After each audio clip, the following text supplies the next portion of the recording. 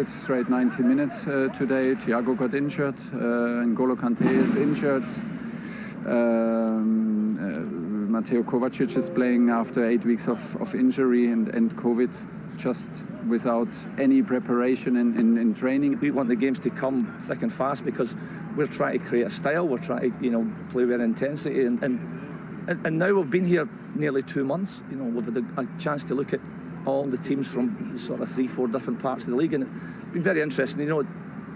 Recently we've played Liverpool, Man City and Chelsea, and that's been brilliant for Stephen and all of us as a staff to see how the elite levels really are.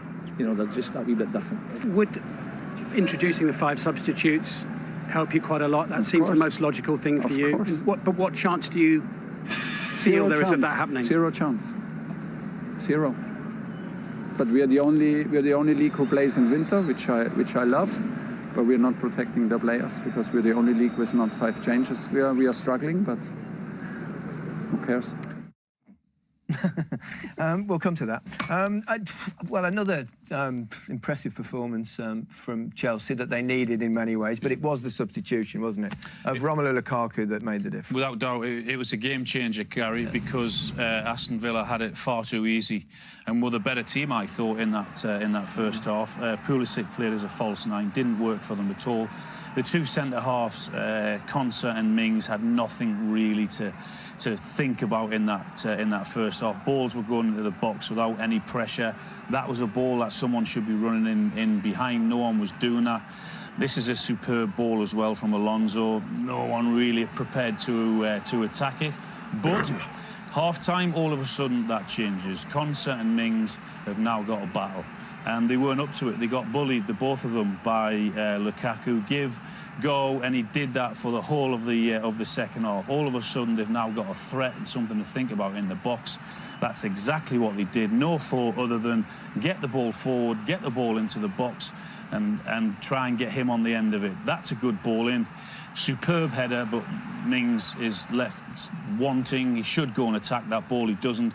He gets punished, and Lukaku, as I said, is too good and too strong for him. He pins him again here. There's the little give and the go. That one should be in the back of the net also from Alonso, and this is just absolutely superb from Lukaku. The ability to get in behind, the strength. Look at that get-off target. There's no way he's catching him. And then Konsa's got no other option but to foul him and give the penalty away. So they were going nowhere in the first half until that guy came on at half-time and changed it all. Smiles again. Tuchel complaining, has he got a point? 5 subs and Christmas football and all that. Well, this is what our country is. Yeah. He knew that but before he comes to. No, does it just help the big teams? The teams vote that in. Yeah. And they didn't want that, and I think it can be an unfair advantage for the smaller clubs. Okay.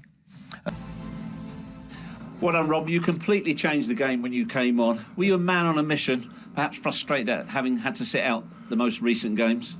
Yeah, I think I needed a performance like this today. It's been difficult, getting ends of the game. Every footballer wants to be on the pitch. The manager has his reasons, but I kept working hard, and today it was, it was good for us to win. And for myself personally, I'm happy with my performance now to push on. The first goal, was it about the movement? Yeah, it's movement. I think with balls with crosses and stuff throughout the years, my movement in the box has been better. I tried to be less static and try to be on the move all the time, and the cross was a brilliant cross, and then I just came across my man and flicked it in.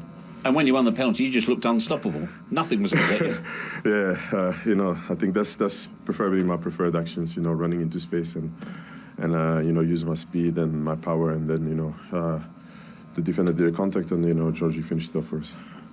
In fact, going into the game, you were 9 points behind the leaders, Man City. Was it vital you picked up all 3 points today? Yeah, I think we are the hunters now. It's clearly that the last results for us were not the best, and now we have to chase. Every game for us from now until the end of the season is a final.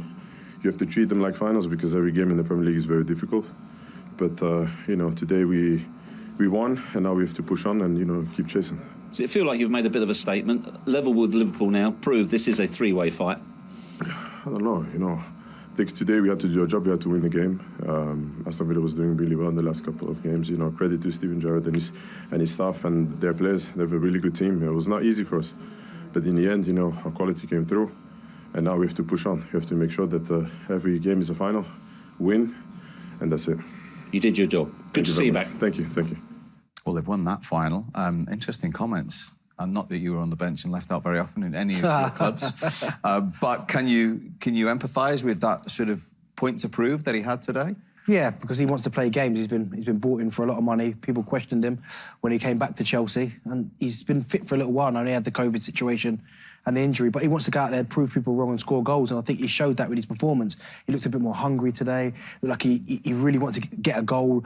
He said he was bringing others into play, but he was playing with real enthusiasm, and I think sometimes for Lukaku, maybe his body language doesn't always show that, but today, he looked like he got on the pitch, he knew that his team needed him, he stepped up, got the goal, and I thought his performance in that second half was outstanding. And he said that the manager had his reasons, so he's obviously been available to play, and he's not been starting. Yeah, and they're correct reasons. I've seen him come on against West Ham, I've seen him come on from the bench, and nothing like that. Didn't have the energy, didn't have the movement.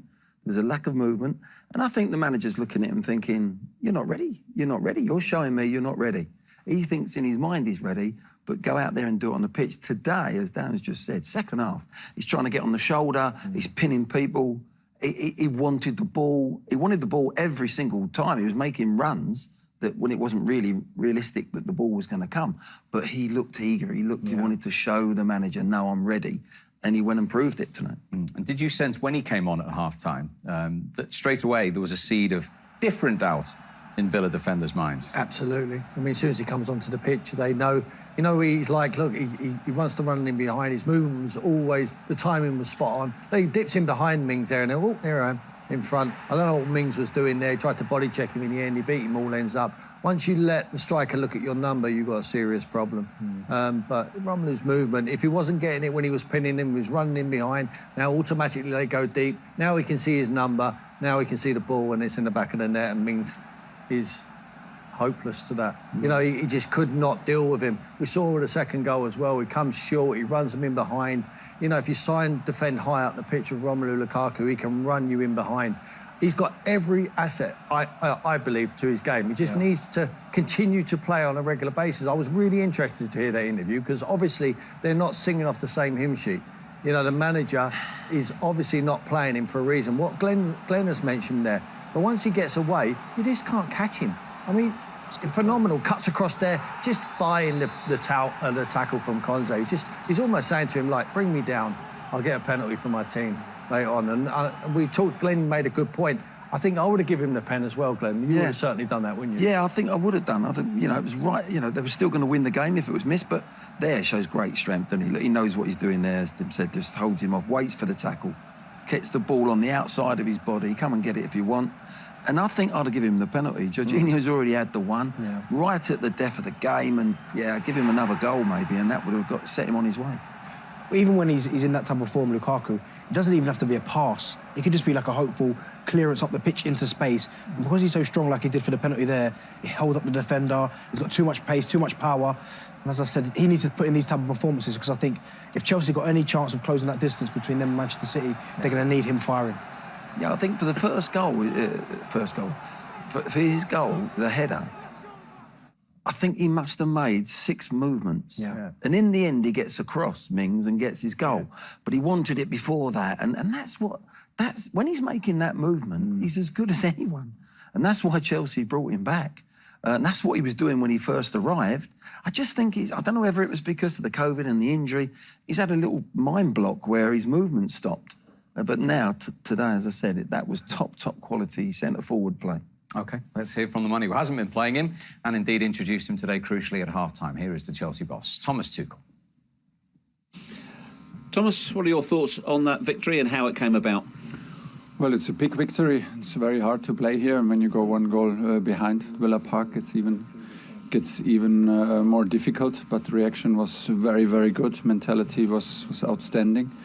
So a well-deserved win. We did not allow any chances, and we created a lot of big chances from possession and also from counter-attack. So job done, but we are worried. We have another injured players. We play with players, and we play against teams who have no international duty. In some point, it will catch us. How much of a game changer was the introduction of Romelu Lukaku? I don't know. For today, it was a game changer. But do we both know that that we have the responsibility to do that?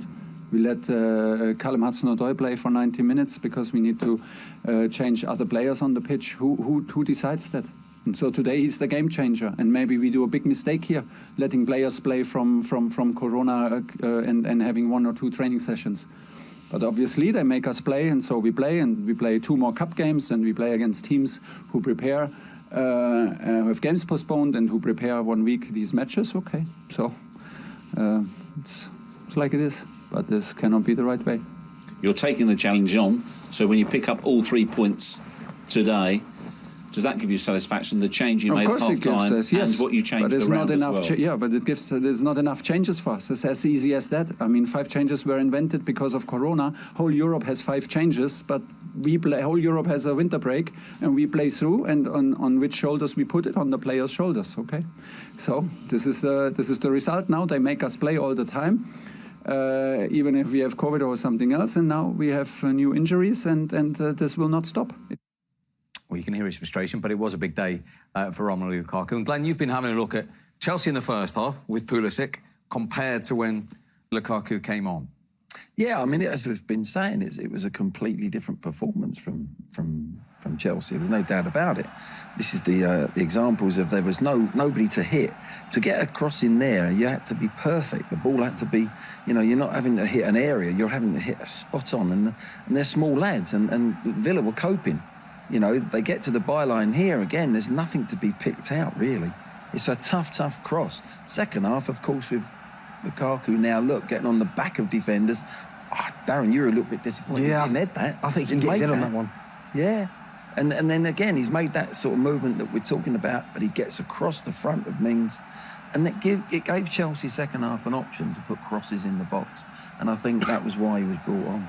And just to go back to the point you made, if they're going to keep on the coattails of City and probably Liverpool, the performance and consistency of him is key to that, is it? It is key, because as Glenn was saying there, you look at the first half performance, everything's got to be precise. They can't hit an area. It's got to hit the perfect ball, the perfect cross, the perfect pass. But when you've got someone like Lukaku who's willing to run, put that type of energy in, if they want to close that gap, I think he's going to be key, because he will get them goals. If you keep supplying him the chances, he's shown when he was in Italy, when he's here the first time with West Brom, Everton and Manchester United, that if you keep supplying him opportunities, he'll score goals. Last season at Inter, scored all of them amount of goals. So I think Chelsea and Thomas Tuchel understand what he's saying, the frustrations. But if you want to keep winning games, you have to keep playing him, and he will get you the goals. OK, That's about that. He's got them today, and Villa have been on the end of just a 3rd defeat under Steven Gerrard, who, of course, missing today, having tested positive. Gary McAllister, the assistant in the hot seat. We'll see what he thinks of it all when we come back next.